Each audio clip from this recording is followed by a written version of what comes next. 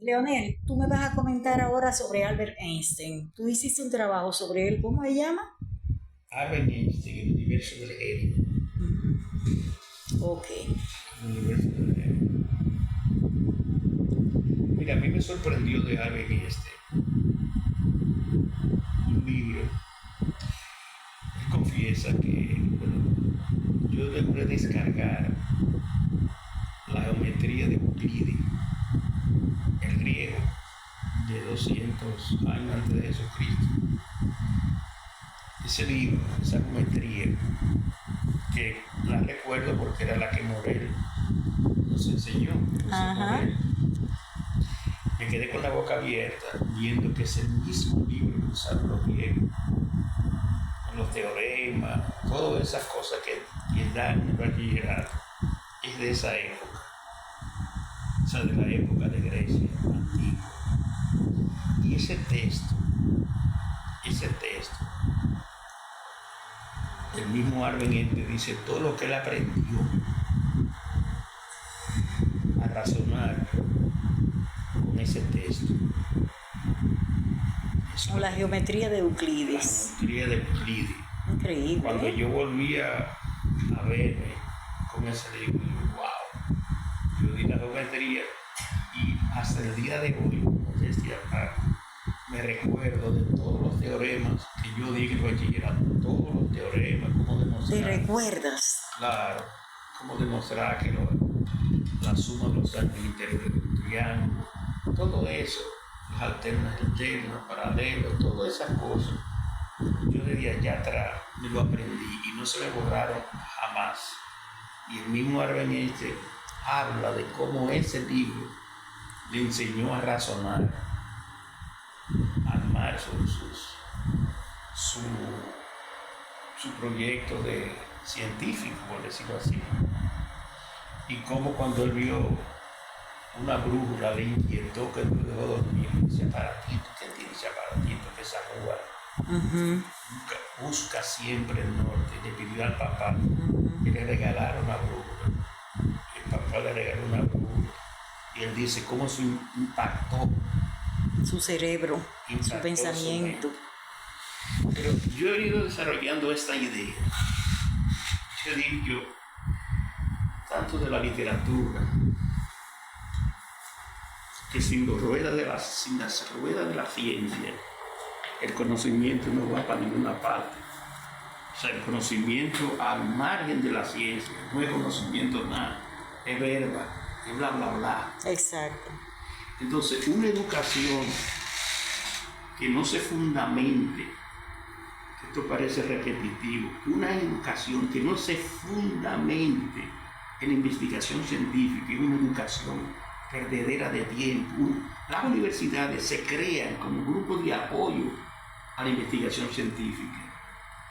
Cuando las universidades se convierten en lo que son actualmente, en una pandilla de gallo locos que no investigan, que no hacen nada, que van a buscar un salario en la universidad, que lo que van a buscar un salario, eso lo pueden cerrar, porque eso no aporta absolutamente nada a la sociedad. O sea, una universidad al margen de la investigación científica, repitiendo conceptos que han sido superados hace 100 años y seguimos dando todavía la física de Isaac Newton, la física que supera a Albert Einstein. Seguimos con esa física, es decir, es perder el tiempo. Si la educación no se estructura desde abajo, como investigación, no sirve de nada. Por eso hay una concepción equivocada. Te agarran un libro de historia como si la historia fuera medicina, como si las enfermedades, como no varían las enfermedades, entonces la historia no se puede enseñar así.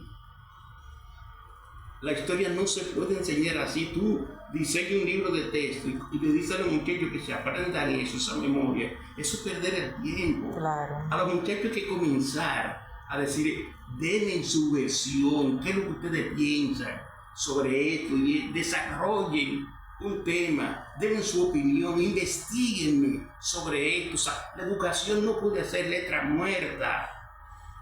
O sea, agarrar un grupo de eruditos y ponerlo a hacer un libro de texto de historia. Y haciendo los análisis históricos como si fuera un libro, como si fuera medicina. No, y entonces le resuelven los problemas en los libros. Los muchachos no tienen que pensar nada. O sea, ellos sencillamente son copy-paste. Tú me das 30 estudiantes y yo lo agarro. 30 estudiantes. Dígame el tema. Dígame un tema. Dígame un tema de historia. ¿De historia? Sí. ¿Qué es la República Dominicana? ¿Qué es Quisqueya?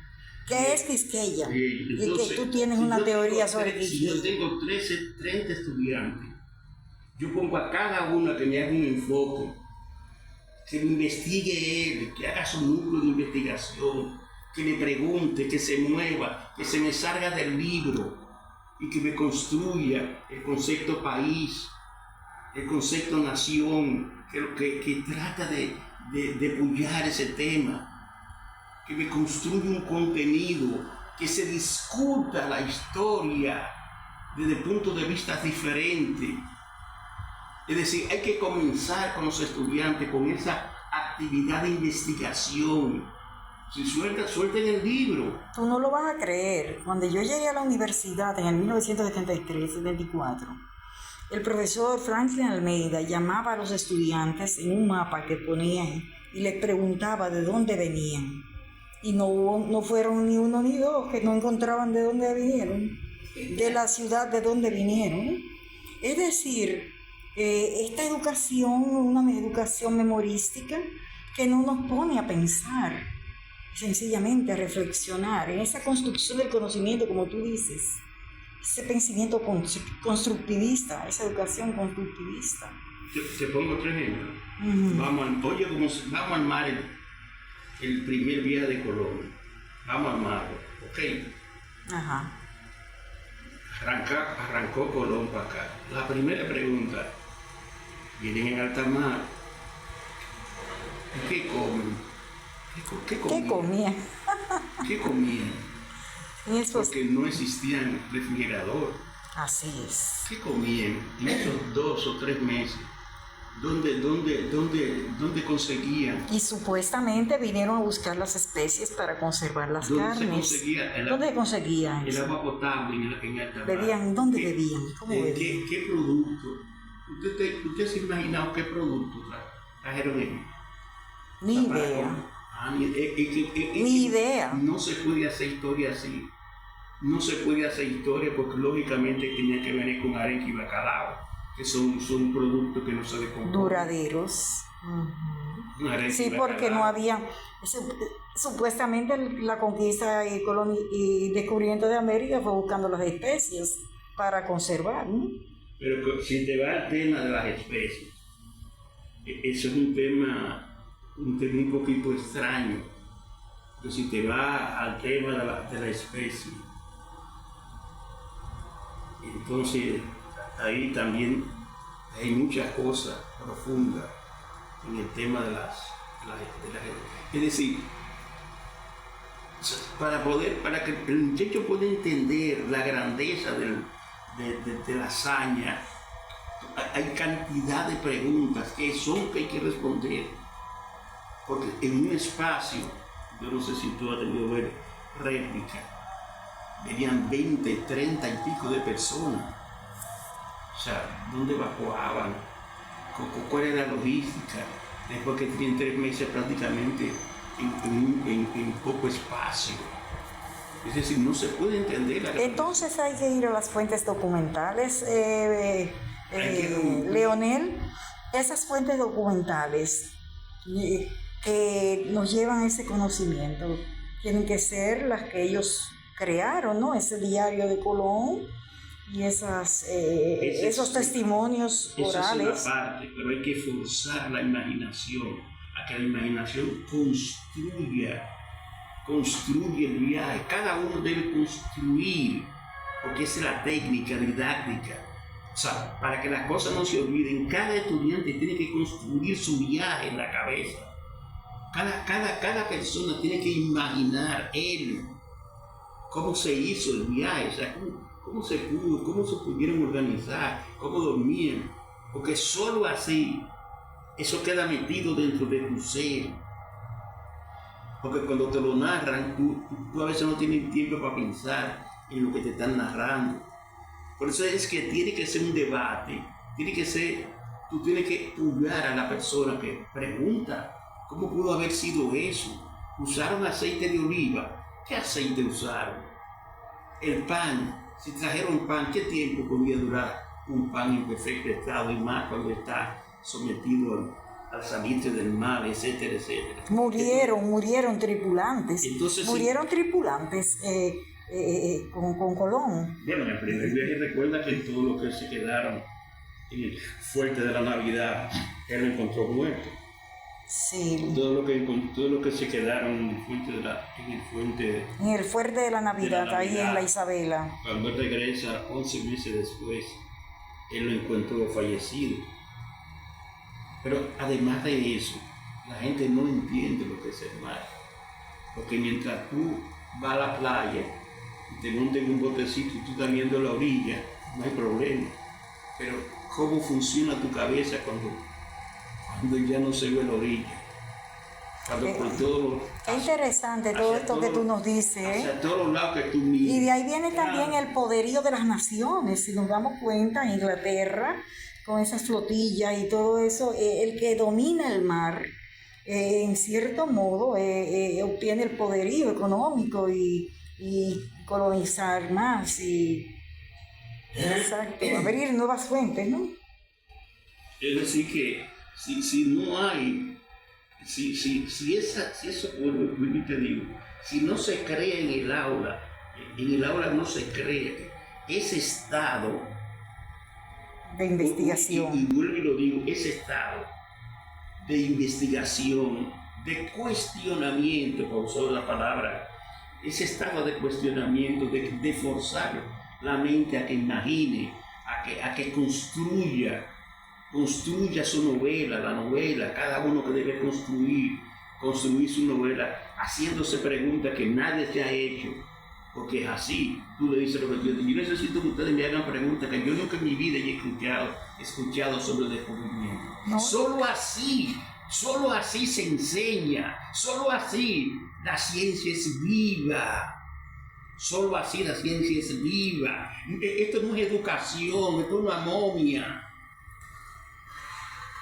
¿Entiendes? Y todo es así. Si es enseñanza de la gramática, ¿cómo tú puedes enseñar gramática? ¿Cómo tú puedes enseñar gramática si la gente no sabe que la ñ tiene una historia? Que cada letra tiene una historia de miles de años. Exacto. Que esa virgulilla, ese palito que se le pone a la el palito de la ñ, que es la virgulilla. Que se le pone a la ñ y la convierten en otra letra, ñ, que los romanos no tenían esa letra. Es decir, si tú no enseñas de que yo te hablaba de la historia, de que el principal error es creerse que lo que se le enseña a los estudiantes es historia, cuando hay millones de historias diferentes. Exacto. Porque yo te digo, hay que dar la metodología de que todo tiene una historia, de que esa gramática, esas letras, cada una de ellas tiene una historia, y es lo que desarrolla la inquietud. Eso es lo que ha hecho a los grandes científicos. Son los niveles de cuestionamiento y cómo funciona esto, y cómo funciona aquello, y cómo funciona lo otro. Entonces, eso es lo que hay que entender. O sea, si tú tienes un profesor de gramática, tiene que sentir tiene que estar impregnado. Esa enseñanza, esos signos gramaticales, lo que es un signo de admiración. El profesor tiene que dramatizar. ¡Qué lindo día! Eso es una admiración. Es un interrogante, es un interrogante. Eso yo le caí atrás a la historia de la tilde. La historia de la tilde, ¿por qué esas tildes sobre las vocales y la tilde que usamos en español, que tiene una dirección? Exacto, a diferencia de los franceses. Es decir, si tú le vas a enseñar a los muchachos la tilde, de las palabras agudas, qué sé yo qué, tendría que ir un poquito más atrás y que los muchachos se pregunten, ¿y por qué aparece esas tildes en las vocales? ¿Cuál es la historia? ¿De dónde viene eso? ¿No será que Exacto. una imitación de las matemáticas llevada, que fue primero que la... Sin investigación no hay ciencia, ¿no verdad? ¿Entendiste? Sin investigación no hay ciencia, concluimos en eso, ¿no? Entonces, aquí se gasta muy poco, se invierte poco en investigación, lamentablemente. Por ejemplo, el desconocimiento que tenemos de muchos dominicanos. Por ejemplo, Tulio Manuel Cestero, que fue un gran diplomático, que dejó legajos enteros. Tenemos que desbrozar toda ese accionar de este hombre, de este grande dominicano diplomático, pero hay que invertir en investigación. Nuestras universidades tienen un desafío por delante.